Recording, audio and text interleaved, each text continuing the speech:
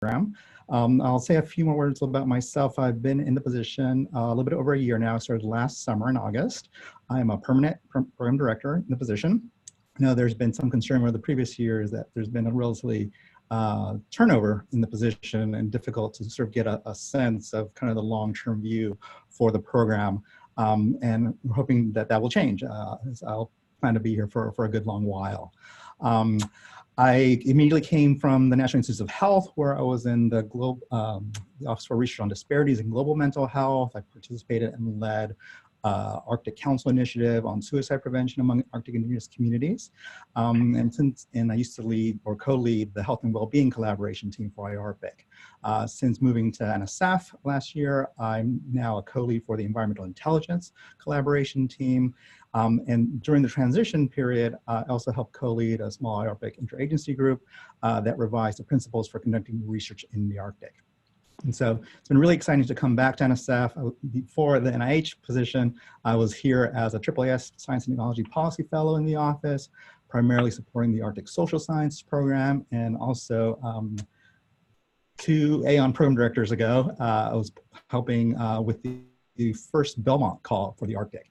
And so come full circle now, I'm a NSF contact for the current Belmont Forum call, and trying to develop a new vision for Arctic Observing Network going forward, in addition to supporting some of the other Arctic-related initiatives here at NSF, including the big idea of navigating the new Arctic. And I'll say a few brief things about these other related activities that are outside the core program. I'll also mention some of the interagency and international activities that the AON program is involved in. For example, US AON, US Arctic Observing Network, as well as some of the activities through IARPC, and also on the international side, the Sustaining Arctic Observing Networks, or SAON. So when I was invited to present, one of my tasks sort of that I assigned myself was to give a little background overview. I recognize quite a few names on the list today. Some of you are PIs for AON or have been PIs in the past, and we will probably want to be PIs in the future. So some of you may know the history a little bit better than I do. But AON, Arctic Observing Network program here at NSF, really is sort of one of the legacies of the International Polar Year back in 2007, 2008. But even before that time frame, there were several planning documents that really helped to shape the origins of the Arctic Observing Network. 2 of these were reports by the Polar Research Board of the National Academies. In 2004, the U.S. Vision for International Polar Year sort of introduced or addressed Arctic observing needs. Then as part of the SEARCH initiative, the Study for Environmental Arctic Change, they published their plans for implementation during the International Polar Year in 2005, which also addressed Arctic observing. And then the last document that is listed on the slide is another PRB report, Polar Research Board, toward an integrated Arctic observing network, which is a really nice document and nice sort of reference for me when I first came here. There's a nice figure that my colleague Paul Cutler, who's in Antarctic glaciology, really sort of developed essential functions of what AON should implement. I think there's been some mixed success with respect to those deliverables, but it still serves as a good reference point, at least for me, to be able to look at and think for the future. During that time frame around the International Polar Year, there were several aspects that were the primary goals for an Arctic Observing Network. Primarily, it was intended, or is intended, continues to be an effort that records full suite of Arctic changes. And I'll show you sort of the portfolio that I inherited and the most recent round of awards in fiscal year 19 to give you the breadth of projects that are supported under the AON program. Certainly related to the observations, these are meant to help understand the causes and consequences of those changes, as well as predict the course, magnitude, and consequences of future changes. And ultimately, there's been a lot more discussion and brainstorming around helping to develop adaptive responses to future change. We talk more and more about societal benefit areas, for example, as some of the ultimate drivers to helping develop frameworks and roadmaps and strategies for integrated Arctic observing, both regionally and across the circumpolar north. I will say that even before the Arctic Observing Network existed explicitly, there were a number of long-term or large-scale projects that dealt with Arctic observing. I'm happy to see Science also on the line as well, my supervisor here in the Arctic Sciences Office section.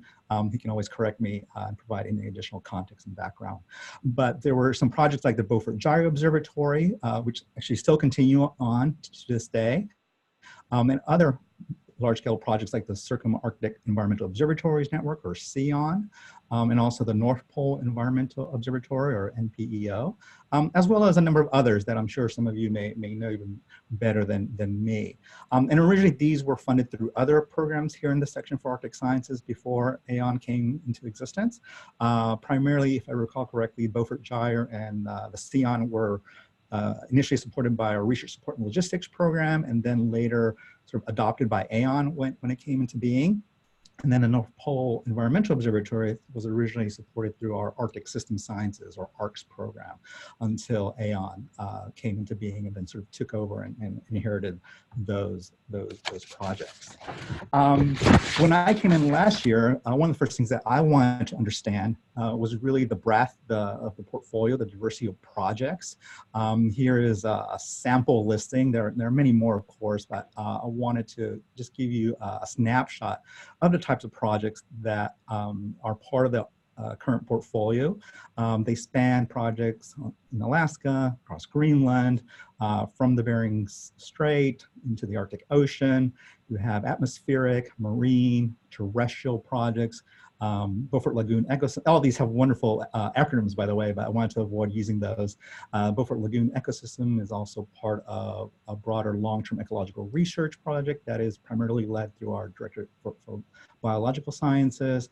There's a Bering Strait project. There's a Circumpolar Active Layer Monitoring Network, or CALM.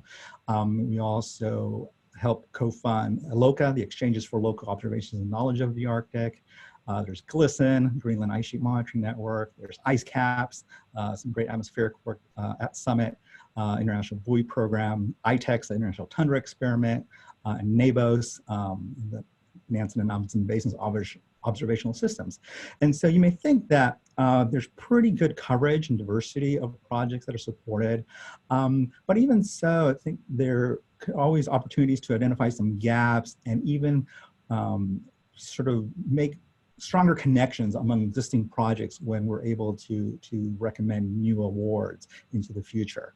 But one of the things, or several things, that really tie together all these existing projects and ideally new projects that will be recommended are some of the following goals and scopes, including, of course, integrated long-term observations. That's really important for the AON program. One important difference between AON and the three other science programs here in the Arctic Sciences section, social sciences, natural and system sciences, that we're able to fund projects with durations up to 5 years, which is at least 2 years longer than kind of the typical length of an NSF research project. As I mentioned from the beginning with the rationale slide, an important aspect of AON also is to really sort of support those projects that provide these data streams to help understand and address questions that drive Arctic system change, and also really importantly, to generate data for community use. And so that's always been a really important component of the AON program. Some of you who are awardees may be aware that we have an Arctic data center that's supported through our section. We have data policy for reporting and management, and the AON policies for data reporting and management are actually a little bit stricter. In other words, that data from AON supported projects really need to be made available freely and quickly to the broader research community within, I think, 6 months, as opposed to a conventional 2-year period. And these data are not embargable. And again, the key thing is to really make those important critical data available to the broader research community to support modeling, predictions, forecasting, and other resource manager and decision-making opportunities. I will say in relation to the integration of long-term observations and this typically longer duration of up to 5 years, that there are certainly opportunities to renew those projects for subsequent cycles, especially if it can be demonstrated that those data that are being provided to the larger research community are being utilized and made accessible to the broader community. The two lower bullet points here on the slide are meant to remind me to just mention some of the extramural activities that Aon engages in, or my extracurricular activities beyond my basic day-to-day routine program, award, proposal management, and outreach. Interagency collaborations, obviously, many of you are already familiar with IARPIC, Interagency Research Policy Committee, and on the call for those reasons. If you've taken a look at the Arctic Research Plan, for example, under the Environmental Intelligence chapter, the first research goal, objective, and two performance elements, 9.11 and 9.12, are about Arctic observing, one in the international context and the other with respect to helping to support research coordination networks and developing these frameworks and implementation of observing systems. I mentioned USAON earlier as well during the introduction. USAON is the Interagency Arctic Observing Network. It's co-chaired by NSF and NOAA and NASA. I'm the NSF co-chair for that. And it really is an activity and group that is meant to coordinate the U.S. federal government efforts and equities in Arctic observing and represent the U.S. in the international sphere, which is the last bullet point here, the international engagement. I mentioned the Sustaining Arctic Observing Networks, or SAON, which is originally developed through the Arctic Council, Arctic Marine Assessment Program, I believe, AMAP, and then also with IASC, or the International Arctic Science Committee. And I now am one of 2 U.S. national representatives to SAON, along with Kathy Kuhn from BOEM. And we are, again, trying to maintain good communication coordination based on U.S. efforts in Arctic observing and provide that input to the broader circumpolar context. I'll take just another quick moment to plug an upcoming activity in the coming year. During 2020, at the end of the Arctic Science Summit Week, which will be held in Akureyri, Iceland, there is the Arctic Observing Summit. And so that is another opportunity for the Arctic observing community to come together to strategize and develop, so try to come to consensus and prioritize what are the important research questions and geographic regions and different environmental systems, whether it's marine, terrestrial, atmospheric, that still are important to gather with respect to those data. And so I hope some of you who are interested in those topics will be able to attend. Right now, if I'm not mistaken, there's still a call for white papers and short statements, I think until early mid-November. And so that can be a follow-on activity for people interested in getting more engaged in Arctic observing. Let me sort of come to the present now. Over the past year, in fiscal year 2019, I had the opportunity to review a number of excellent proposals and make recommendations for award. These are a snapshot, not comprehensive list, but some of the important ones, or I won't say important ones, but some of the bigger ones that were funded. Some were renewals, like the Arctic Great Rivers Observatory and the Beaufort Gyro Observing System. Some were newer awards, like the Strait Gateway, although that's sort of say there had been a previous award, but then a gap. The Distributed Biological Observatory, DBO, Fresh Eyes on Ice, almost a tongue twister, which was actually in response to a Dear Colleague letter under the Navigating the New Arctic initiative before we had the formal solicitation last year. Global Terrestrial Network for Permafrost, GNet, Greenland Geodetic Network, which is a research networking activity, what we often call a research coordinated network on steroids, a little bit more advanced, a little bit more intense in terms of the range of activities that are supported there. And also is very excited to recommend an award for second iteration of the Indigenous Observation Network. So community-based observing on freshwater systems led by the Yukon Intertribal Watershed Council.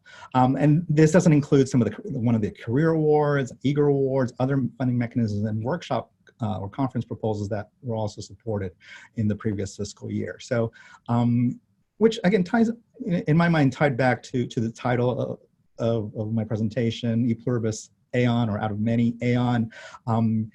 It's a bit challenging to manage, to be quite frank, because there's so many different ways and systems of observing. And one of my roles is to try to ensure that there is some coordination, some clear vision or strategy in the awards that really tie into the needs of the research community, both from the basic science point of view and any sort of applied operations or decision making. So that sort of concludes what I want to say. I really want to provide opportunity for questions. When people were introducing themselves earlier, they want to know what the priorities and what the goals of the Aeon are, for example, here. And NSF, I think most people who are familiar with NSF recognize that really driven by the community, by the proposals that are submitted. Certainly, we have some basic parameters as an Arctic section. You know, we have the Arctic Research Opportunity Solicitation, and it defines or describes the different programs like social sciences, natural sciences, system sciences, and observing. But in large part, it's really driven by the proposal pressure, you know, what the community is finding to be critical need for support. And so with that, my last slide is just sort of contact information. What I really want to encourage people, you know, beyond today's conversation and questions that I may answer, to really reach out, talk to me, send me an email, we can set up a call, video chat, to determine whether or not your ideas, your concepts for projects are suitable for Aeon, or if there are other relevant, appropriate programs, either within Arctic Sciences or across the Foundation, other divisions. We often, you know, very often we communicate with other program directors in different divisions, or on occasion even different directorates, for suitability of projects. Certainly in Arctic Sciences, there's a close tie to the other divisions within geosciences, ocean sciences, earth sciences, atmospheric sciences. But I work closely with the biology directorate, as well as have good engagement with social, behavioral, and economic sciences. And so there's, you know, if you don't reach out, it's difficult for us to help and really provide that guidance. So just a few other things to note here in this last slide, besides my contact information.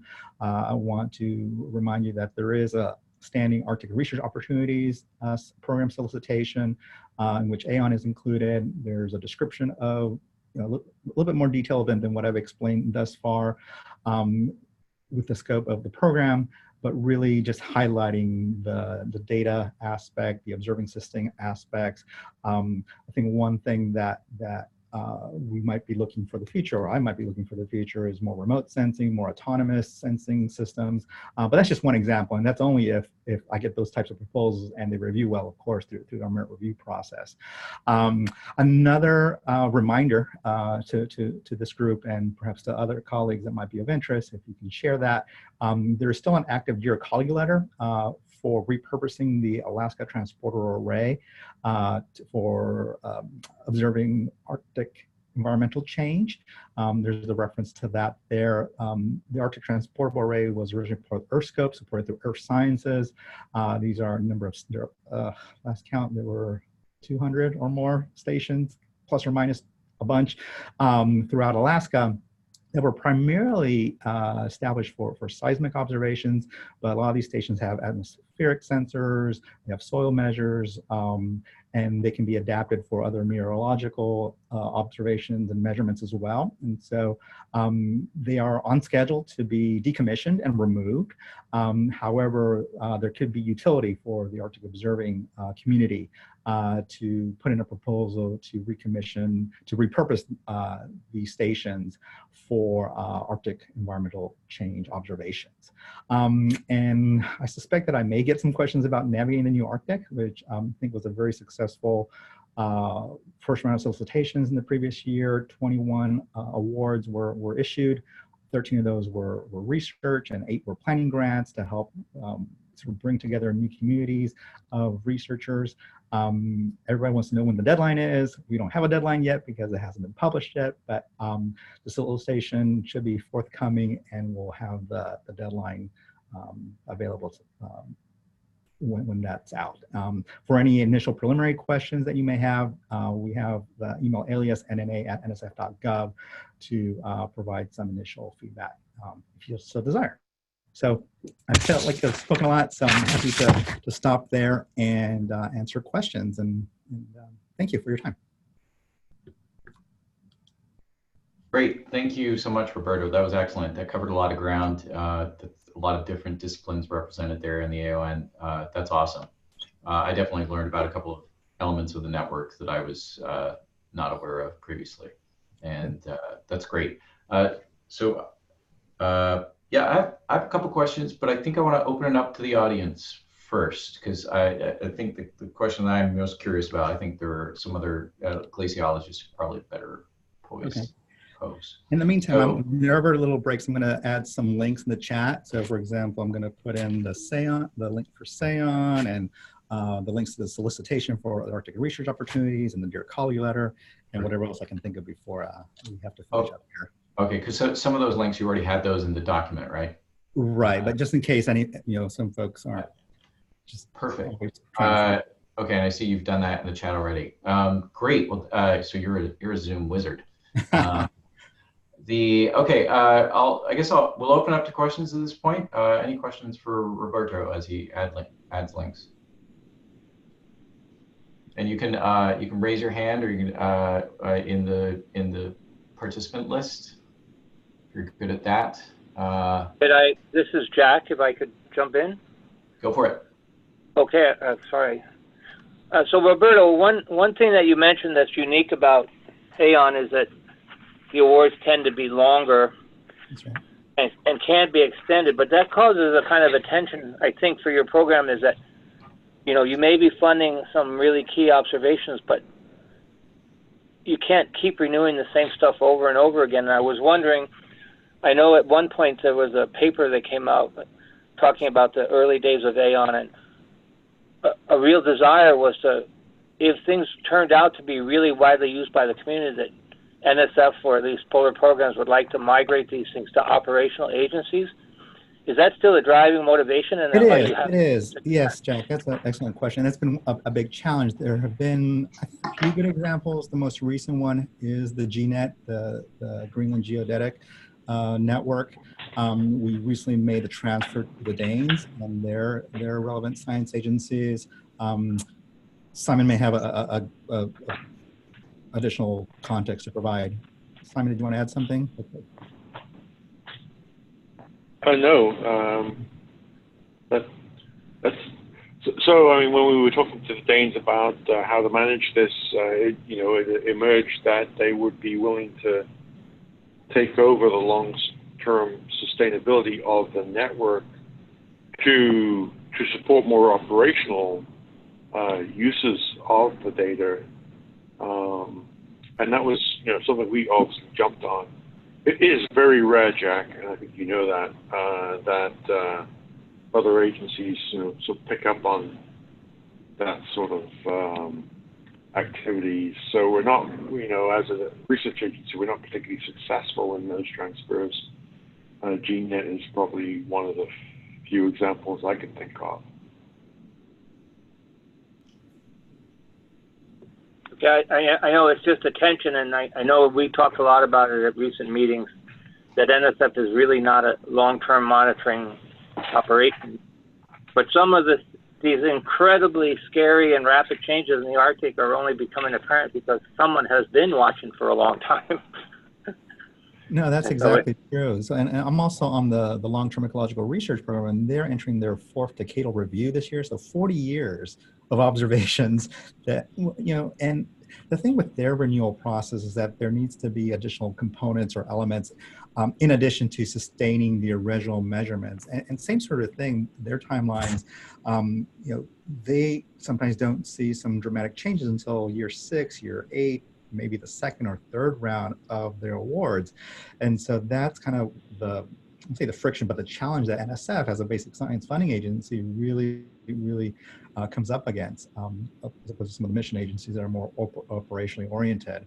I think there have been better conversations in my sort of recent history in Arctic science policy and program management, which is only about 6 years now, through IARPIC in part.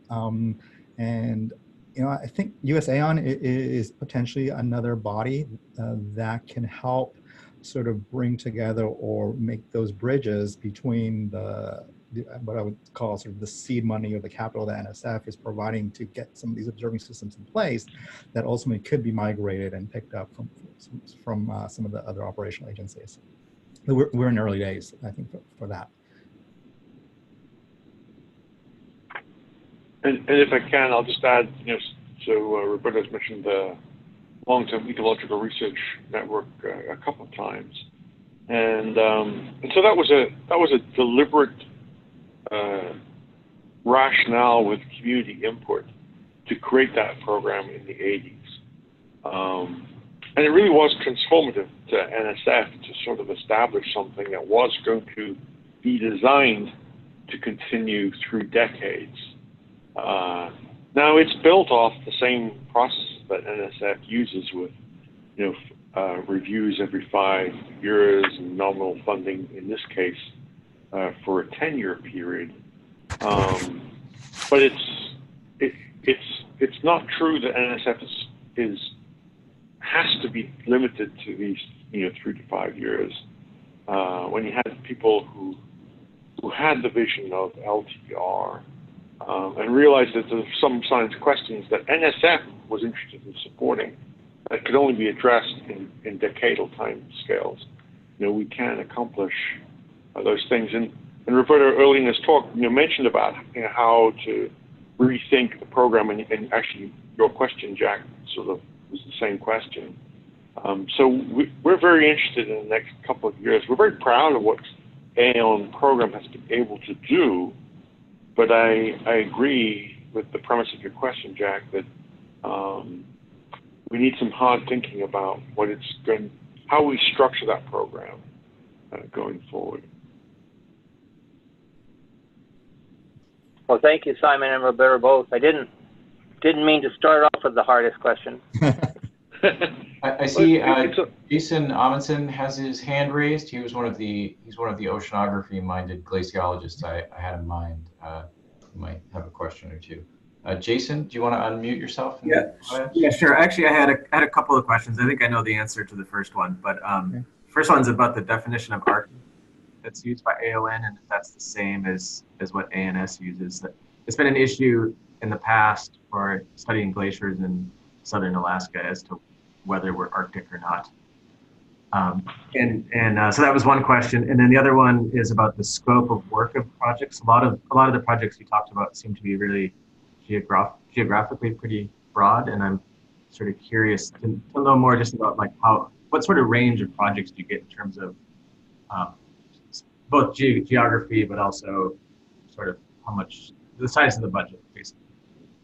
Yeah, so the first question, what is Arctic, is sometimes open to interpretation. We have the ARPA, the Arctic Research Policy Act definition for Arctic, but our section has been known to support projects that are outside of the Arctic, below the Arctic Circle, et cetera, or outside the bounds of definitions by the Arctic Research Policy Act, as long as there is strong relevance to understanding also things that are happening in the Arctic. And so, yeah, I'm not surprised to hear or to know that natural sciences will sometimes support glaciers in southern Alaska, for example.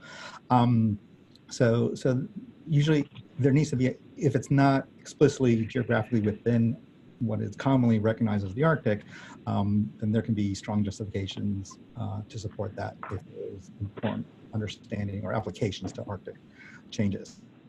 The second question, yeah, I get a wide range of budgetary requests, multi-million dollars to a few $100,000, depending on the scope of particular proposals. Sometimes they're merely to set up some instrumentation. Other times, you know, we also, well, there's the science budget component, and some of you may be aware that a lot of the field projects or a lot of the cruises that are supported through core programs like natural sciences or system sciences or even AON also have a secondary logistics budget that's done through a third-party contractor. And so sometimes the amount of requests sort of exceed what individual core programs may be able to spend in any fiscal year. But I want to say we have the luxury, or we have the privilege of a research and support logistics program that helps to provide a lot of that support. And I mean, similarly with the geographic aspect. And so AON, I think, is really broad. I suspect natural sciences and even system sciences also have broad geographic distribution in terms of their supported awards. And so, you know, I think one of the things that I'd like to see for the future is a little bit better coordination in terms, even across the programs, not just across AON awards, for example, you know, because I showed atmosphere and terrestrial and marine examples, but also with some of the more process-oriented or the system-oriented programs in our section. And that's something that you know, we need to develop a clear strategy for, because I think one of the most common questions that the science program officers here at Arctic Sciences get is, you know, where should I submit? Which is the best fit? Is it ARCS? Is it ANS? Is it AON? Does it have elements of several? And right now, the practical response is, well, you know, we ask for a 1 to 2 pager, we discuss internally amongst ourselves, and we may provide the guidance. And sometimes there could be opportunities for co-reviewing or even co-funding among different programs. But it really is on a case-by-case basis necessarily. That said, we are wanting to provide better clarity to the community. Certainly we'll do something, I believe, at the AGU Town Hall for Arctic Sciences. And we're thinking of other ways to communicate how best to interact with the science program officers. I think another concern or question has been, there's been quite a bit of turnover since last year. So I wasn't the only new person that came in last summer. We had 2 other folks come in, and we're in the middle of recruitments, and we are having new people come in, new staffing. And so there needs to be perhaps a bit of a reset and just clear guidance on best ways to communicate and engage with the program officer staff here. So I think more meetings like this, where you invite different program officers to help provide that clarity would be really beneficial. And so I'm happy that IARPIC can be that platform. Great, thanks. That's really helpful. Great, thank you. I think I saw Jack ask how do you raise your hand? It's in the participant list, so I'm guessing Jack has another question also. That's a good guess. I just wanted to follow up. It was a very interesting question about the scope of AON, the geographic scope. And I guess it might be a question to both Simon and Roberto. But one thing that I thought was really interesting about the NNA call was that it relaxed that constraint in a big way and said, you know, anything that's connected, that's impacted by Arctic processes is valid for the NNA program. Right. But it seems like in the first round of, I don't know how many proposals we're asking to be really broad, but it does seem like the stuff that was selected is all pretty much classic Arctic based. And I was wondering, is that an experiment that didn't work, or is it just a function of the proposals you received?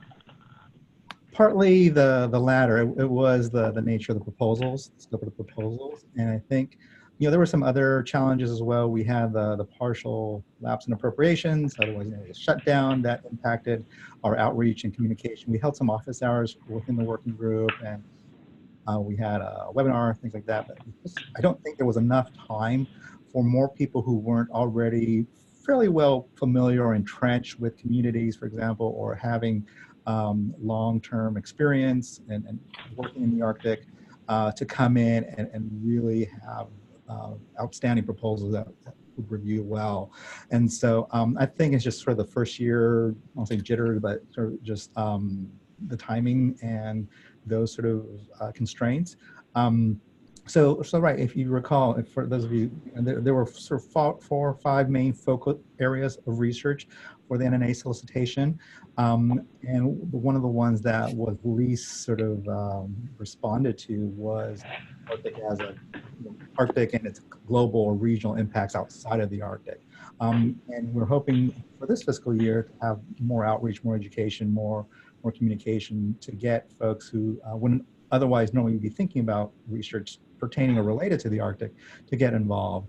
And that largely, I think, will perhaps impact more social science research, thinking about more economists, geographers, political scientists, folks of that nature to work with your natural scientists and your physical scientists in the Arctic with respect to impacts outside. Thanks for that. On that. Yeah. Great, thank you. Does anyone have any other questions? Yeah, I have a question if I can chime in here. I also don't know how to raise my hand. And it's just following up on Jason's questions about sort of geographical extent. In the Arctic system science world, it always was my impression that system science was interpreted as being system-wide, so it had to concern a large part or all of the Arctic, whereas system science one could also interpret as being multidisciplinary, so going across many different systems, but at a relatively small geographical scale. And I was wondering how AON sees this. The list of proposals you showed there, or funded projects, seem to be mostly quite large in geographical extent. And is that what you envision for this program? So I can't speak for ARCS, but yeah, for AON, I think we have now some well-established observing systems, particular regions. What I would look for in subsequent years are areas where we have gaps, potentially, and better opportunities to coordinate existing awards. And so we have Beaufort Gyre, we have permafrost, we have ITEX, we have atmosphere, we have Great Rivers, et cetera. And the Arctic, is vastly geographically, and there are challenges with remoteness and seasonality of observations. And I think that's why I had mentioned one potential idea with remote sensing and autonomous types of observing systems as a way to mitigate some of those risks and challenges in terms of, you're going to see, based on publication record and awards history, that a lot of our data come from certain regions. We don't have a really dynamic full pan-Arctic coverage at this point. But if we can start sort of really identifying, prioritizing those gaps where can help improve our models, not just for Arctic, but more global Earth system modeling as well, then those would be the areas, in my mind, to focus on. And I hope the community would sort of be building towards that as well. And then, again, we'd have to go through the merit review process to make sure that those are the things that are really being prioritized. So that's my initial thought. I could be persuaded otherwise. I would really love to have some sort of vision process for AON in the coming time frame. I don't know, some of you maybe from the Arctic Social Sciences program had a series of workshops over a year and a half, 2 years prior to my return to NSF that really sort of laid out the landscape, took a snapshot of the state of knowledge for social sciences, for example, and began to prioritize and build consensus around what are the prioritized research questions for sort of the near and long-term future of that program. So it would be great to do something like that. There have been, attempts at doing that. I showed the PRB Arctic Observing Network, which has been a pretty good reference for me.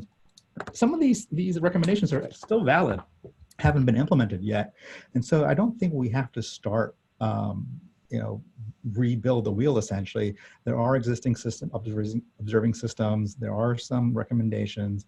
It's a matter of making sure that there is coordination across the U.S. government with other agencies in our research capacity, internationally, of course, which is a really key theme, especially also for navigating the Arctic Initiative, and to ensure that we are able to, the best of our abilities, maintain some capacity of sustainable funding, which is always a big challenge, right? So yeah, that's sort of my take at this point. But like I said, I'm willing to hear other ideas, brainstorm. I hope to have maybe some of these discussions at the Arctic Observing Summit and maybe some side meetings at AGU. Love to reach out to past and present AON PIs and other folks who are interested to help really develop some of these ideas, and maybe through some of the IARPIC collaboration teams as well. So that last point, do you gather past AON PIs for sort of lessons learned to how to improve AON overall? I haven't done that yet. That's a great idea. And in the past, there have been AON PI meetings, for example. It would be great to do something like that again, or some other mechanism to really, maybe it's time for another National Academy study. Who knows? Because one of the challenges, I think, is, like I said, or like I've shared, there are so many different components of AON, and everyone's going to have their agenda, their motivations, right? The oceanographers are going to want theirs, and the permafrost folks are going to want theirs, and the atmospheric scientists are going to want theirs. We need, sort of an objective, reasonable body to really say, okay, understanding the current state of knowledge, what are still some of the gaps in the system, the observing systems, where are the priorities, and how can we leverage resources from existing and enhancing existing or creating new observing systems to achieve those needs. So easy, so easy. Any last questions for Roberto?